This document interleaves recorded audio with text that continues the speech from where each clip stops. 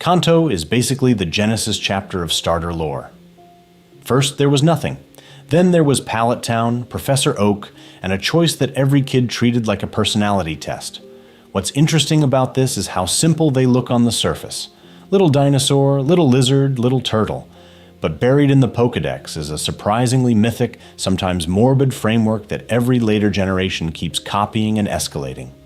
I want to talk about Bulbasaur first, because it's secretly the weirdest. It's a dinosaur plant chimera with a seed literally planted on its back at birth that grows as it does. By the time you get to Venusaur, that seed has become a massive flower that soaks up solar energy and lets it control surrounding plant life. Multiple entries say it basks in the sun to power up, and when it does, the flower releases a soothing aroma that draws Pokémon together. That's not just a battle gimmick, that's ecosystem management. Venusaur is basically a squat, grumpy forest guardian that exists to stabilize nature, a kind of low-key god of photosynthesis just hanging out in your party. Then you've got Charmander, which looks like a cartoon salamander but is rooted in Hitodama, those Japanese spirit flames that represent wandering souls. Its entire life force is tied to that tail flame. The Pokédex is extremely clear and extremely dark that if the flame goes out, it dies. No fainting, no Pokémon Center. Gone. The flame even reflects its mood and health. It burns brighter when it's strong or angry, weaker when it's hurt. So when it finally becomes Charizard, this giant dragon that people worship as the coolest thing ever, you're actually looking at a Shunin protagonist whose power is literally life or death, constantly burning its own soul as fuel. Kind of intense for a mascot. Squirtle, meanwhile, is where the series quietly starts flirting with war imagery. On paper, it's just a cute turtle. In practice, you get the Squirtle Squad in the anime, delinquent firefighters in sunglasses, and Pokédex notes about War Turtle being a symbol of longevity, living so long that algae grows on its shell. Then Blastoise shows up and it's like, what if this turtle was a walking battleship? Those back cannons are straight out of World War II naval artillery and tank design, and its whole deal is using high-pressure water as literal ordnance. From day one, the franchise is mixing adorable animals with industrial weaponry and just not really commenting on it. It's worth mentioning that these three already sketch out a template the series will keep mutating. Bulbasaur as the nature guardian, Charmander as the hot-blooded Shunin hero, and Squirtle as the militarized protector. Every later region takes one of those roles and cranks it up, sometimes into full-on mythic beasts, sometimes into circus clowns and pop idols. And the moment you see what Johto does with that same triangle, the whole pattern starts to look a lot less accidental than it seems right now. Johto looks at Kanto's soldier turtle versus dragon versus forest lizard and goes, what if we made the starters feel like actual animals you'd want to hug? And then quietly turn them into emotional wrecking balls. The whole region is built around shrines, old towers, and this nostalgic, almost rural Japan vibe. So the starters get softer silhouettes, rounder eyes, and way more feelings baked into their lore. I want to talk about how that plays out with Chikorita first, because on paper it's the most boring one. It's just a green dinosaur with a leaf, right? But what's interesting about this line is that almost every Pokédex entry is about healing and rejuvenation. Chikorita's leaf releases a soothing aroma. Bayleaf's scent stimulates and refreshes people and Pokémon like a walking nature spa. Meganium's breath literally revives dead grass and restores plants to full bloom. In a region obsessed with sacred trees, forest shrines, and that whole Ecrotech old world aesthetic, they basically created the pure support/nature archetype as a starter, a guardian of sunlight and new growth rather than a fighter. Then Johto immediately undercuts that softness with Cyndaquil. This thing is timid, it curls up, it's scared of pretty much everything. Its flames only ignite when it feels threatened, and the Pokédex keeps stressing that the fire flares more intensely when it trusts its trainer. So its whole arc is going from anxious little shrew to Typhlosion, which can create explosive blasts of fire and erupt like a living volcano. It's worth mentioning that Hisuian Typhlosion then leans into ghostly spiritual fire, guiding wayward souls with purple flames. Suddenly, that sacred flame motif in a region with the Burn Tower and Ho-Oh's resurrection powers feels a lot less accidental, and a lot more like Johto quietly tying its starter to the same spiritual ecosystem as its legendaries. Totodile, meanwhile, was where the Pokédex writers clearly started having too much fun. This is the first water starter that's not disciplined or noble, it just bites everything. It bites as a greeting, it bites out of curiosity, it doesn't know its own strength. That playful but dangerous personality evolves into Feraligatr, which is described as a brutal predator that moves faster on all fours than you'd expect from that giant blue refrigerator body. Compared to Blastoise's militarized armor and cannons, Feraligatr is raw, untamed nature, like a mini kaiju stomping around the wetlands. And then pattern interrupt. We leave this cozy, shrine-filled region and slam into Hoenn, where the starters suddenly think they're mythic heroes. Trico isn't cute forest dinosaur. It's a cool loner gecko that stares opponents down and clings to trees like an anime rival. Torchic grows into Blaziken, a literal martial arts bird based on Sun Wukong-style fighting monk imagery. Mudkip becomes Swampert, a swamp guardian that can predict storms and protect coastal towns from disaster. Hoenn starters are less animals that grew up and more characters that were born to fill roles. And for now, though, I want you to keep that shift in mind, because in the next section we're going to see just how far the games push that hero archetype. If you have your own theory about which region nailed this balance best, please let me know in the comments down below. I would love to hear them.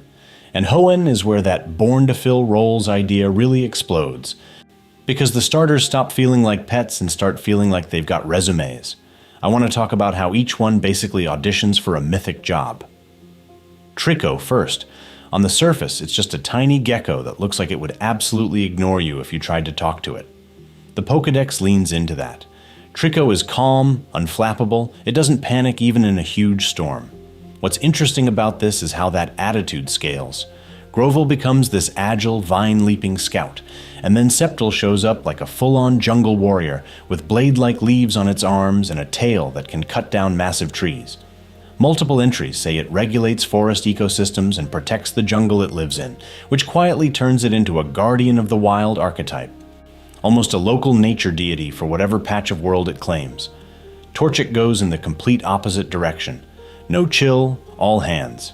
It starts as a nervous little chick, but the line is clearly built so that Blaziken can walk in like a martial arts protagonist. The human-like stance, the long legs, the flaming kicks, the feathers that read like stylized armor. This thing looks like it walked off a tokusatsu set. It's worth mentioning that people have compared it to Sun Wukong even before Infernape, because it's that classic wandering fighter who trains, surpasses limits, and literally burns brighter in battle. Hoenn is where the unofficial pattern really locks in. Firestarter equals fighting protagonist, the Shunin hero of the team. Meanwhile, Mudkip got turned into a meme, but its lore is surprisingly serious. Marshtomp and especially Swampert are basically living flood infrastructure. Swampert can sense storms long before they hit, it piles up rocks to protect coastal towns, and it can swim through raging seas like nothing. In a world that was literally created by Groudon and Kyogre, screaming at each other, that matters. Water starters here start to pick up this disaster manager and protector of the shoreline role instead of just wet animal that exists. Then Sinnoh doubles down on the mythic angle. Turtwig is a cute grass turtle, sure, but as it evolves, it slowly becomes a mini world turtle. Grottle grows bushes on its shell, Torterra has full trees, and even Pokémon living on its back. The games compare legends of continents on giant Pokémon to Torterra, echoing creation myths where the land itself rides on a cosmic turtle. That's not subtle. Chimchar, on the other hand, stops flirting with Sun Wukong and just commits. Monferno and Infernape are acrobatic, staff-swinging, fiery monkey warriors. Its Pokédex literally calls out its incredible speed and fighting spirit, and the flaming crown feels like a visual halo of power. This is the Firestarter as straight-up mythic hero, no chaser. And then Piplup, the proud little penguin that refuses to listen to you, evolves into Prinplup and finally Empoleon, a literal steel emperor of the sea. Trident-shaped beak, regal stance. Water/steel typing. It's ruling the coast like a tiny, angry Poseidon. By the end of Sinnoh, a pattern is basically carved in stone. Grass starters are nature guardians. Fire starters are mythic or martial heroes, and water starters are rulers or protectors of coasts and oceans. For now, though, keep that in your head because the next regions start bending and sometimes completely breaking this formula in really weird ways. If you've got your own theory about which trio nails this mythic casting the best, please let me know in the comments down below. I would love to hear them. So if Sinnoh is where the starter lore starts feeling mythic, Unova is where it starts feeling political. This is the first region clearly modeled on the United States, and suddenly, the cute animal trio is quietly acting out a story about monarchy, rebellion, and the everyday soldier just trying to survive a world that can't decide what truth or ideals even mean. Unova's whole plot is about social upheaval. You've got a region created around big cities and industrial sprawl, a king who wants to liberate Pokémon, and a literal civil war in the backstory with the original dragons splitting into Reshiram and Zekrom. I want to talk about how Snivy, Tepig, and Oshawott slide into that without ever saying it out loud. On the surface, they're just grass, fire, and water. Underneath, they're old royalty, flashy revolution, and disciplined infantry. Snivy is the easiest to read. From the moment it appears, it has that permanently smug expression, the crossed arms vibe even when it doesn't technically have arms. Its line sheds limbs as it evolves, turning into Servan and then Serperior. This literal regal serpent that moves with elegance and barely seems to touch the ground. Pokédex entries talk about it staring down opponents and overwhelming them with just a glare. What's interesting about this is how much it feels like old world nobility trying to hold on to relevance while the world industrializes around it. Serperior has the pose of a monarch that still thinks it's in charge, even as Unova's story is about kids, rebels, and new ideologies taking center stage. Then you get Tepig, who is basically Unova's answer to, what if fire starters were just combat sports now? Emboar is a massive wrestler or gladiator, complete with a flaming beard and that third fire/fighting typing in a row, which at the time felt almost like parody. It's loud, it's excessive, it looks like it was created to headline a pay-per-view. That actually fits Unova's spectacle-driven world really well. Big stadium gyms, televised battles, everything turned into a show. It's worth mentioning that this is also the point where people started getting tired of the fire/fighting theory, which kind of mirrors how the region itself is questioning old formulas and power structures. Oshawott, meanwhile, starts as this clumsy sea otter with a Skalkop that it can barely use and ends as Samurott, a stoic, armor-plated sea lion with a full samurai silhouette. Its Pokédex lore talks about a strict warrior code, about drawing blades from its armor and striking in a single motion. The contrast between the goofy baby that bonks itself with its own shell and the final, disciplined warrior feels like the common soldier narrative, drafted out of normal life, tempered by conflict, and forced to grow up fast in a chaotic universe. After this, Kalos comes in and says, what if starters were not just political, but full-on pop culture archetypes? Chespin becomes a tanky knight, Fennekin evolves into a witchy performer, and then there's Froakie, who quietly becomes one of the most famous Pokémon of all time.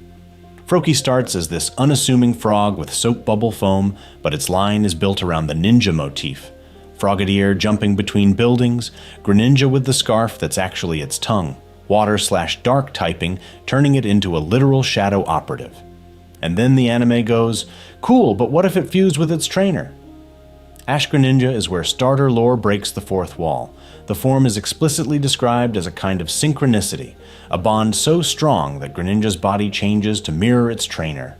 It gets a unique transformation, special animations, and effectively a mega evolution that isn't called a mega.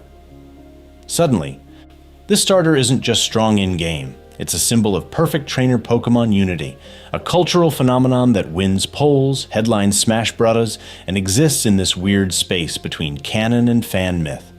Please let me know in the comments down below if you think any other starter has ever hit that level, because I would love to hear them. And the wild part is, Greninja is also a turning point for something else. From here on, a lot of starters stop being quiet archetypes and start looking suspiciously like celebrities, athletes, and full-blown performers. Where that goes next is where things get a little ridiculous. So in Alola and Galar, Game Freak basically looks at Greninja's cool anime guy energy and says, what if that, but louder? Starters stop feeling like animals that happen to fight and start feeling like they have full-blown careers. And not just any careers. Archers, wrestlers, opera singers, rock drummers, soccer stars, secret agents. We've entered the pop idol era of starter design. I want to talk about Alola first, because on paper it's this chill, tropical paradise, and then your final team looks like you accidentally drafted a very weird theater troupe. Rowlet, Litten, and Poplio all evolve into Pokémon that battle using explicitly performative styles: archery, pro wrestling, and opera. What's interesting about this is that the region's laid-back vibe hides a cast that's constantly putting on a show, like the whole world was created to be one big stage. Rowlet's line is the most quietly extra. Dartrix shows up with that foppish hair flip, obsessing over grooming mid-battle, like it's late for a photo shoot. Then Dissidway hard pivots into this grass/ghost archer, literally a hooded owl sniper. In Alola, that ghost typing leans into Hawaiian archery traditions and the idea of the silent hunter in the forest, striking before you even know it exists. Its arrows are its feathers, it fires from the shadows, and suddenly your round little grass ball has become a spectral Robin Hood. Litten's line does the opposite. It starts small, edgy, and cat-like, then evolves into the most in-your-face humanoid of the trio. Torracat teases you into thinking you're getting a sleek tiger, and then Incineroar crashes through the ropes as a fire/dark heel wrestler. It flexes, it poses, it literally loves the crowd's boos, according to the Pokedex. That's pure wrestling kayfabe baked into a starter. It's playing a villain because the performance is the point. People wanted a cool fire tiger, and instead they got a dad-bod luchador who suplexes your hopes and dreams. And then there's Poplio, which the fandom initially clowned on for looking like, well, a clown.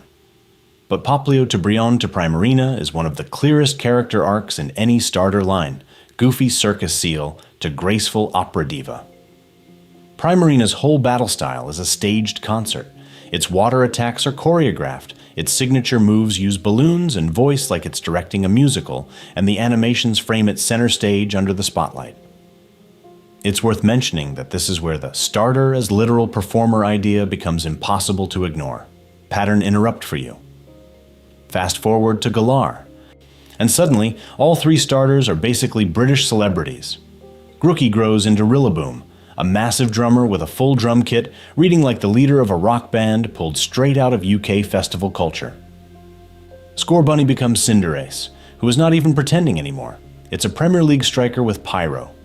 Its signature moves are styled like trick shots and goal celebrations, and the Stadium Dynamax battles make the whole universe feel like it was created for sports entertainment. Sobble's line goes another direction but still lands on a human job. Drizzile is the moody teen phase, and then Inteleon turns into a literal secret agent sniper. It has a finger gun, a sniper perch tail, and animations where it drops in like a spy movie protagonist. That's straight up British spy fiction, James Bond as a lizard. By this point, the theory that starters are just turning into people with costumes is hard to argue with, and a lot of fans really hate that. For now, though, I think the more interesting question is why this happened. Alola and Galar both lean heavily into spectacle. Trials, island kahunas, giant stadium battles, and the starters mirror that shift from personal partner to public performer. They're not just fighting for survival, they're fighting for an audience. Whether that feels like brilliant thematic design or like we've gone too far into humanoid cosplay starters, please let me know in the comments down below, because the next region doubles down on this in some very strange ways. And just when you think Galar is the peak of my Pokémon is ready for Eurovision, Paldea shows up and says, what if the entire region is the stage? Paldea is this Iberian-inspired world of sun-baked towns, school rivalries, and open-world exploration, and the games basically go, what if your freshman year theater kids were also elemental weapons? From the moment you step out of the academy, Sprigatito, Fuecoco, and Quaxley are framed less like wild creatures and more like future headliners. I want to talk about Sprigatito first, because on the surface it looks like we're back to a simple grass cat. Then it evolves into Florigato, whips out this yo-yo-like vine, and suddenly we're in street performer territory. It's constantly twirling that thing, flipping it around like it's busking outside the academy gates. By the time you hit Meowscarada, the theme is impossible to miss. Mask, cape, magician's flourish, even its stance is ta-da. Its signature move, Flower Trick, is literally built around illusion, always landing a critical hit like it's rigging the deck. And that grass/dark typing? That quietly flips the usual nature guardian idea into a trickster archetype, a performer who uses misdirection instead of raw power. What's interesting about this is how deliberate it feels. The lore is basically saying the forest doesn't just protect itself, it puts on a show while it does it. Fokoko, meanwhile, looks like someone squished a crocodile in a pepper and then removed half its brain cells in the birth process. It waddles around, obsessed with food, humming to itself like the universe created the world's goofiest metronome. But that silliness hides a really specific arc. As it evolves, the singer motif kicks in hard. Skeledirge ends up fire/ghost, this massive crocodile with a tiny bird perched on its snout like a living microphone stand. Its signature move, Torch Song, is framed as a performance. It sings. Flames swell. Its special attack rises every time, like a slow, powerful ballad building verse by verse. For now, though, the lore keeps it simple. This is the soulful performer of the trio, the one that turns battle into a concert. Then there's Quaxley, who starts as a fussy duck with perfect hair gel, basically a tiny drill sergeant who's also weirdly vain. As it evolves, the posture loosens, the animations go full choreography, and by Quaquaval, you've got a water/fighting carnival dancer. The legwork, the spins, the arm flourishes, all scream Latin dance styles, and it attacks like it's halfway between a samba routine and a martial arts demo. It's one of the most overtly performative water starters we've ever had. Put together, Paldea turns the classic triangle into a theater troupe. Grass as showy illusionist, fire as soulful singer, water as dancer-fighter. By this point, the starters barely read as wild animals at all. They're embodiments of how humans express themselves, especially through art and performance. And if that sounds like a reach, wait until we zoom out and look at how every generation quietly pushes them closer and closer to full-on human protagonists, because the pattern there gets a little too consistent to ignore. So when people say, starters are just type choices, that sounds reasonable, but it also completely misses how scripted this whole thing actually is. The grass-fire-water triangle isn't just a balance chart. It's a tiny story engine that runs every time you hit new game. You pick one, your rival picks the thing that beats you, and the canon choice in a lot of promo art quietly fills in the third role. Grass beats water, water beats fire, fire beats grass. It's a loop, but it's also a character diagram. One is the underdog, one is the bully, one is the weird third kid in the friend group who could beat the bully but doesn't always show up. I want to talk about how grass gets the guardian slot most of the time. Bulbasaur is literally carrying a seed of life on its back. Meganium's Pokédex says its breath revives dead grass. Torterra is a walking continent that smaller Pokémon live on. These are not just pets, they're ecosystems. Sceptile tends forests. Superior's gaze paralyzes opponents with regal pressure. Rillaboom conducts nature like a band leader. Grass is the world itself, trying to keep everything alive. But then secondary typings twist that. Decidueye's grass/ghost turns the forest guardian into a silent hunter. Its arrows are described as flying in from nowhere. Meowscarada's grass/dark leans into stage magic trickster energy. Chestnut's grass/fighting is a literal bodyguard. Same root idea, protection, nature, growth, but the extra type decides whether that becomes healer, sniper, prankster, or knight. Fire, meanwhile, is almost always the Shunin protagonist they accidentally let write his own character arc. Charizard is the dragon fantasy, constantly framed as this rebellious powerhouse. Blaziken's a martial arts hero. Infernap is Sun Wukong with a power ceiling in the stratosphere. And Emboar is a reckless wrestler whose Pokédex mentions reckless charges. What's interesting about this is that even when they go villain, they can't help themselves. Incineroar is a heel wrestler, but the lore says it still loves the crowd. Cinderace is a literal soccer ace with a stadium highlight reel baked into its animations. Skeledirge, fire/ghost, is a performer whose singing protects its little bird partner. Fire starters are about spotlight, ambition, and spectacle. They want to be seen. Water is the flexible one, but it quietly gets the role jobs. Blastoise is a tank. Its cannons are described as firing with enough force to punch through steel. Feraligatr is brute force, the enforcer. Swampert predicts storms in advance and reinforces coastal structures, which is such a strangely specific disaster management role to give a mudfish. Empoleon's Pokédex says other Pokémon respect it as an emperor, and it will slash anything that dirties its trident-like wings. Then you get the specialists. Greninja is the ninja assassin, moving silently and striking from the shadows. Primarina is a diva whose songs shape water into deadly ribbons. Inteleon is a sniper spy with a literal finger gun and a cape that doubles as a glider. Quaquaval is a dancer fighter, choreographing battles like performances. Water shifts between general, assassin, idol, and secret agent, but it almost always reads as someone with a specific, trained purpose. It's worth mentioning that the Pokédex keeps backing this up. These aren't random flavor lines, they're job descriptions. Swampert as Storm Guardian, Empoleon as Feared Ruler, Greninja as Silent Killer. They're telling you what role your pet has in this universe. And once you notice that, a few entries start to break the pattern in ways that feel intentional. There are starters whose lore flat out contradicts their assigned role, like the game is hinting that something in this system is starting to crack, and that's where things get really strange in the next part. So if the roles are starting to crack, the Pokédex is where you really see the fracture lines. Because every so often, this cute starter you've known since childhood suddenly gets described like a walking disaster warning label. I want to talk about Charmander first, because the games basically tell you, in plain text, that this thing is living on the edge of death. Multiple entries repeat that if the flame on its tail goes out, it dies. Not faints, dies. That's a horrifying amount of pressure for a 10-year-old to be responsible for, and it quietly reframes that tail flame as a literal soul fire. By the time it's Charizard, the Pokédex is bragging that it can melt boulders, that its breath is hot enough to turn anything to ash, and that it has accidentally caused forest fires. What's interesting about this is that the same world that treats Charizard as a champion's partner is also writing it like an uncontrolled wildfire barely pointed in your direction. And that theme of barely contained danger keeps going. Feraligator's entries talk about its massive jaws that clamp down so hard the prey can't escape, and how it charges into battle even against larger enemies. Infernape gets described as moving faster than the eye can see, with fire that cloaks its whole body in combat. These aren't just cool evolutions. They read like apex predators and mythic fighters. Infernape being based on Sun Wukong fits that perfectly. The Pokédex basically treats it as a tiny martial arts demigod that just happens to exist in your backyard.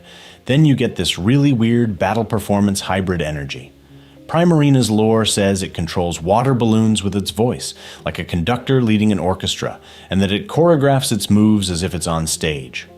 Incineroar, on the other hand, is explicitly powered up by the crowd's cheers and gets more excited when the audience reacts, even if it hurts its opponent more than necessary. It's worth mentioning that the games are casually describing something very close to Bloodsport, but dressing it up as a wrestling show and a Mermaid Idol concert. Greninja and Inteleon take that to an even darker, quieter place. Greninja's Pokédex calls out Water Shuriken, its stealthy movements, and how it strikes before anyone notices. Inteleon literally has a sniper rifle tail with entries about precise shots from great distances after calmly analyzing the wind. That is assassination-level skill, given to creatures that started as a shy frog and a crying chameleon. At what point does partner Pokémon start sounding more like personal Black Ops unit to you? For now, though, the big picture is that the Pokédex keeps framing starters as beings with real moral weight and real danger. They're not just pets, they're weapons. Performers, soldiers, sometimes all three at once. That tension between cuddly mascot and living armament feels way too consistent to be an accident. If you have your own theory about why the world is built this way, please let me know in the comments down below. I would love to hear them, because the next section dives into how the regions themselves might have created this system on purpose.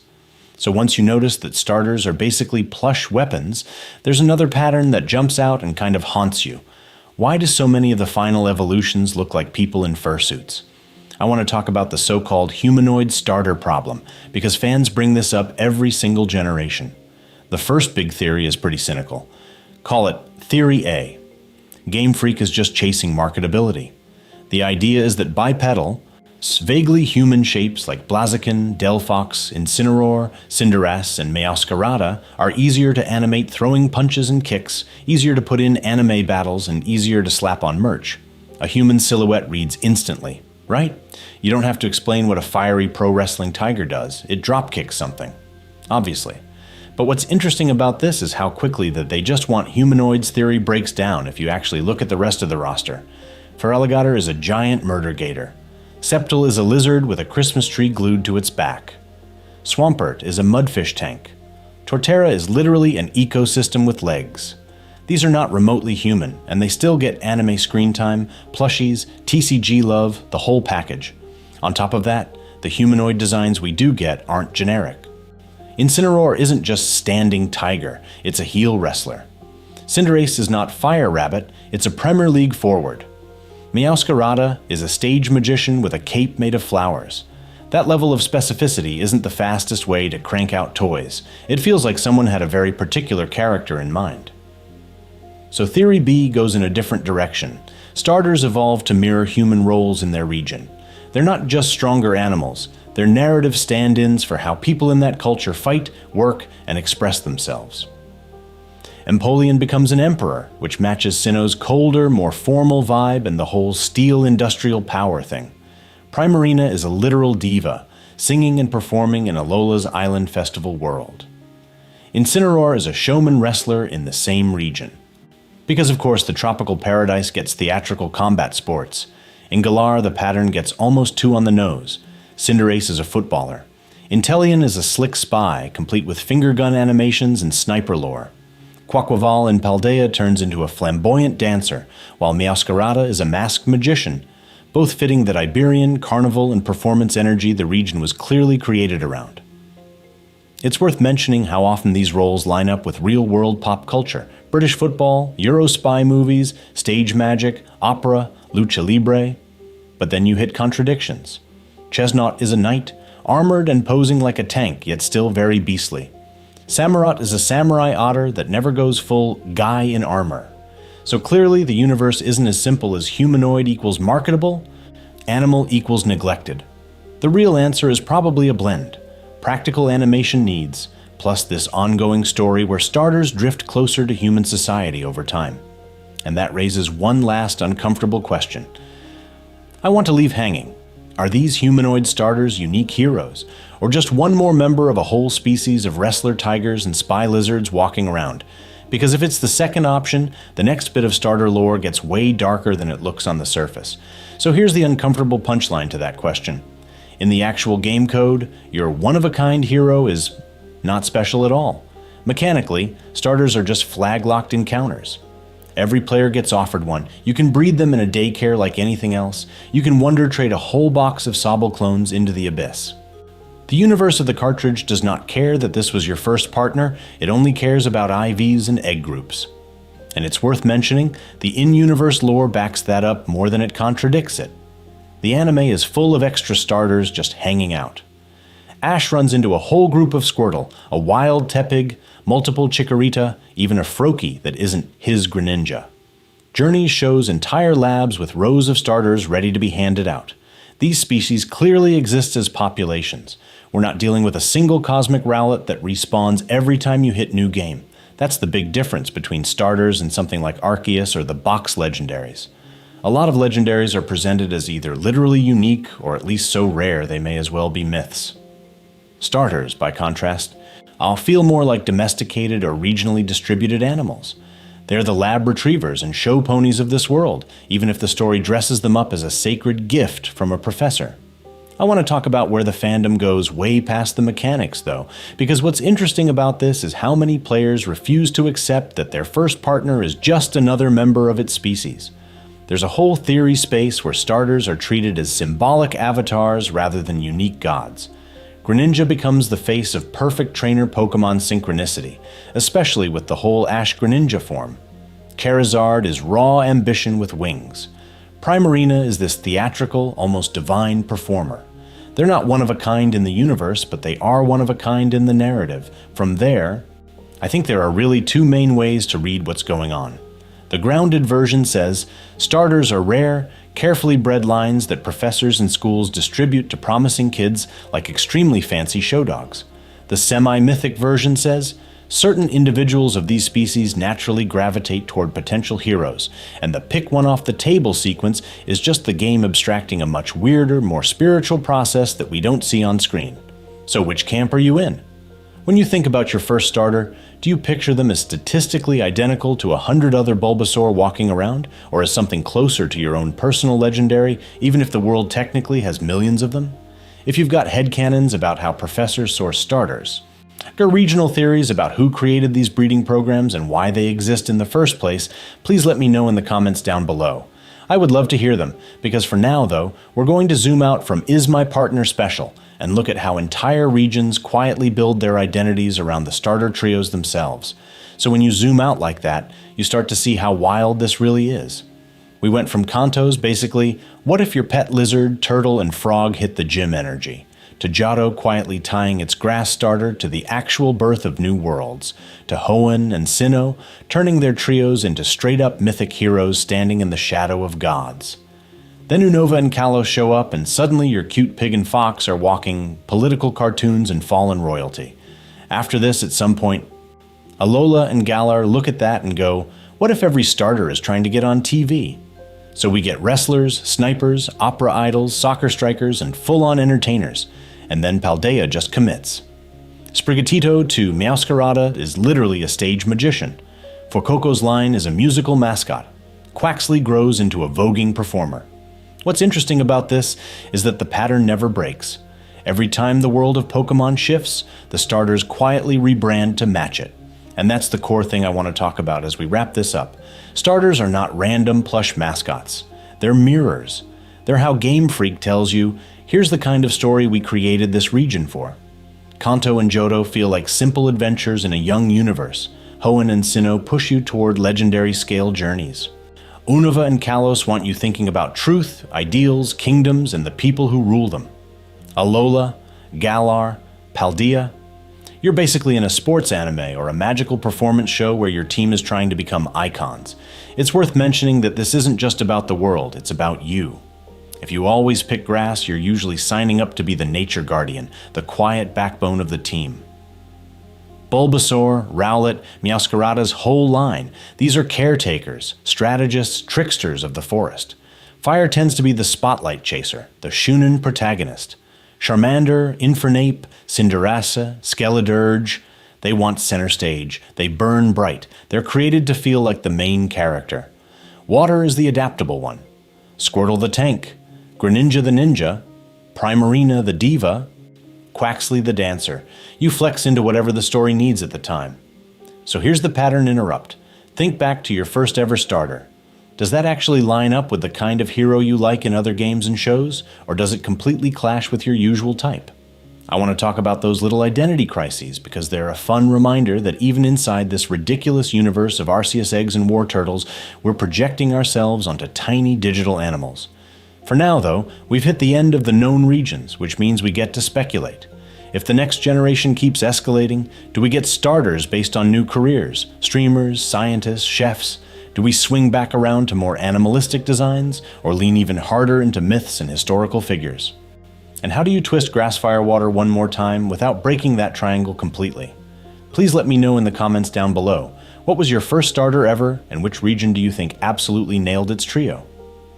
Also, tell me which trio is your favorite overall, even if it's not the best on paper. If you have your own theory about what the next starters will embody, I would love to hear them. And if you want more of this style of lore deep dive, I'm thinking about doing every legendary trio explained, or maybe the hidden politics of evil teams next, so let me know which one you'd rather see.